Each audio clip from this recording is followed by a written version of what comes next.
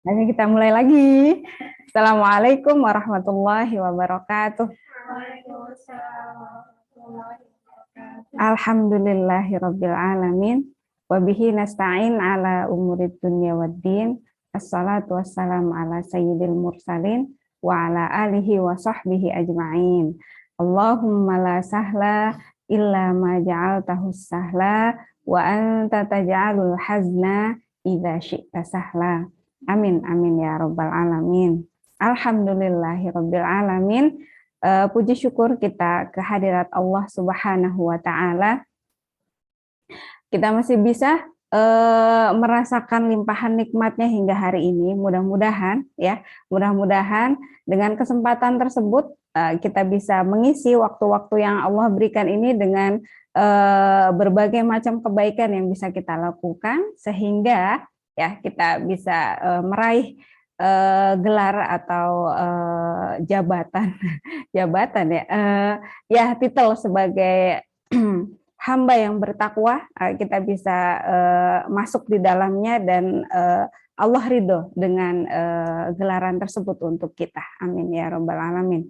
Kemudian salawat dan salam kita sama-sama haturkan, kita sama-sama junjungkan untuk Rasulullah Sallallahu Alaihi Wasallam.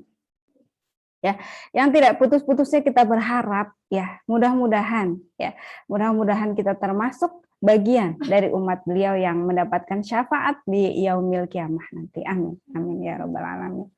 Baik, teman-teman sekalian yang mudah-mudahan kita selalu disatukan di dalam jalannya hingga menuju jannahnya.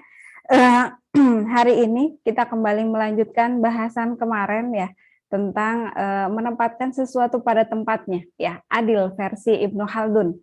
Saya mau ngambil kisah tentang Hanzalah. Ya, kita tahu ya, seorang sahabat yang namanya Hanzalah.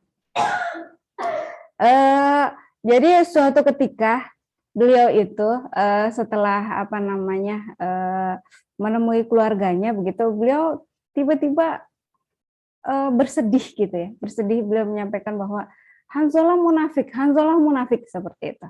Nah kemudian di tengah perjalanan beliau bertemu dengan Abu Bakar gitu. Ada apa gitu kan? Hanzalah kamu kenapa gitu? Terus kemudian Hanzalah menceritakan, iya Hanzalah munafik gitu. Maksudnya apa gitu? Terus kemudian Hanzalah menceritakan bahwa ketika saya, kata Hanzalah, ketika saya bersama dengan Rasulullah Sallallahu Alaihi Wasallam itu rasa takut kepada Allah itu seperti 100% kayaknya begitu ya. Jadi merasa kedekatan dengan Allah itu 100% gitu. Tapi ketika bersama keluarga gitu kan, ketika bersama keluarga gitu, saya seolah-olah saya nggak merasakan seperti yang ketika bersama Rasulullah seperti itu.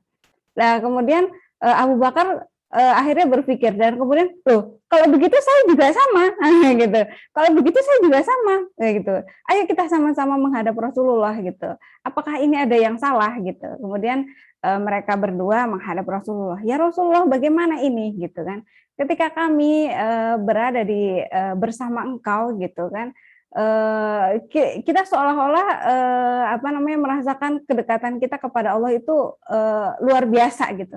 Tapi ketika kita berada di tengah-tengah keluarga kita gitu, kita seolah lupa dengan rasa tadi yang ketika berada di dekat engkau gitu. Rasulullah, ya wajar gitu kata Rasulullah, seperti itulah istilahnya seperti itu. Ya wajar gitu. Ya itulah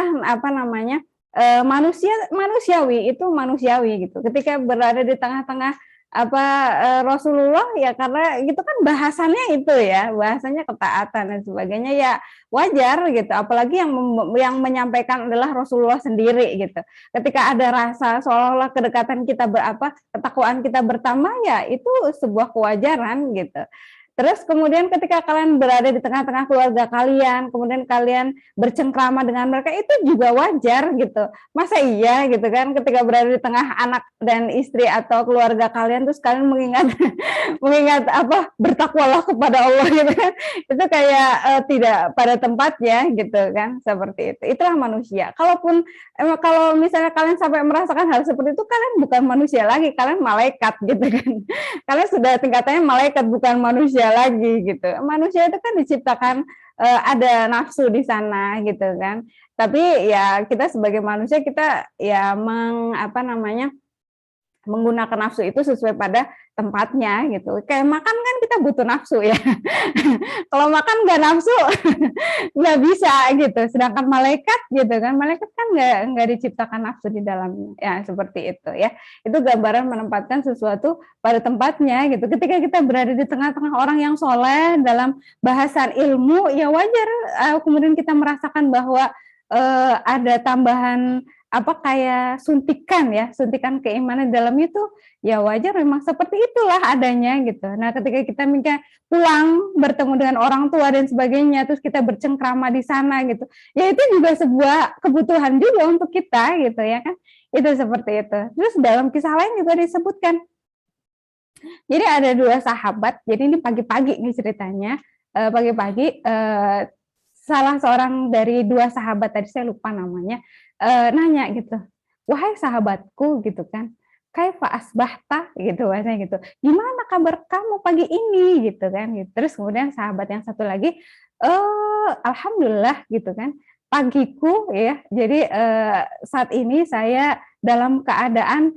membenci kebenaran dan menyukai fitnah." Loh, kaget ya. Sahabatnya kaget, "Loh, apa maksudnya ini?" gitu kan. Gitu. Terus kemudian sahabatnya tadi senyum, kemudian dia menyampaikan bahwa, "Ya, bukankah neraka itu adalah sebuah kebenaran?" kata sahabat itu kan. "Dan saya benci sama neraka." gitu, bahasanya gitu. Kemudian yang kedua, menyukai fitnah, bukankah anak, harta gitu kan, keluarga itu juga fitnah, kan di dalam Al-Qur'an disebutkan, "Innama amwalukum wa auladukum fitnah," kan gitu ya. Bukankah itu fitnah gitu? Dan saya sekarang dalam kondisi mencintai keluarga saya, anak-anak saya gitu kan. Jadi dalam kalimat itu sebenarnya tidak ada yang salah, cuma memang itu kayak mengandung sebuah, ya perlu dijelaskan gitu ya.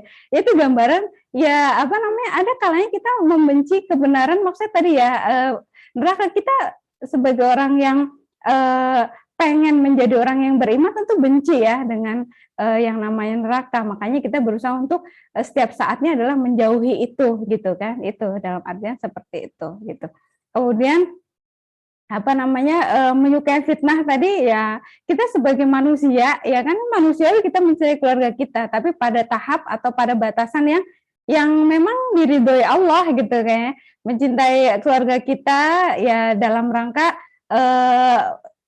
mengajak mereka dalam ketaatan gitu kan, membentengi atau mengingatkan mereka selalu dalam kebaikan gitu kan, cinta kita dalam bentuk seperti itu gitu ya. Itu gambaran bahwa ya tadi, tempatkanlah sesuatu pada tempatnya, itu ya diambil dari kisah-kisah salafus saleh. Mudah-mudahan ya, sekali lagi kita sebagai penuntut ilmu tentunya ya, penuntut ilmu sekarang gitu ya, kita bisa mengambil ibroh dari berbagai macam kisah gitu kan, dalam rangka mengambil manfaat, mengambil pelajaran, dan kita bisa aplikasikan kisah-kisah tersebut dalam kehidupan sehari-hari gitu, supaya kita tidak seolah jumut gitu ya dengan pemahaman yang mungkin terlalu saklek karena ya mengambil satu sumber dan sebagainya, seperti itu.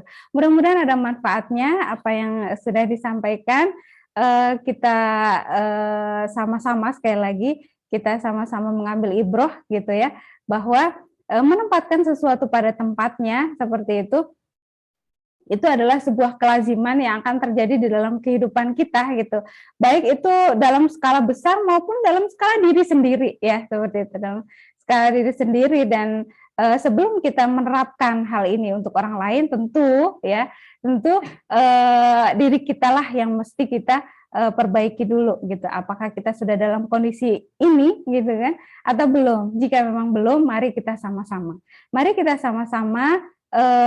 tempatkan kita di kondisi tersebut supaya gitu ya, supaya ketika kita mau mengajak orang lain di dalam kondisi ini gitu ya, dimudahkan gitu ya, mudah ketika kita mengajak orang lain karena kita sudah merasakannya. Seperti itu ya. Demikian, mohon maaf lahir batin untuk segala kekurangan yang ada gitu ya. Mudah-mudahan di kemudian waktu kita bisa bahas ini lebih dalam sehingga kita bisa melaksanakannya juga lebih dalam juga. Oke, terima kasih. Mohon maaf lahir batin sekali lagi. Saya akhiri. Assalamualaikum warahmatullahi wabarakatuh. Waalaikumsalam.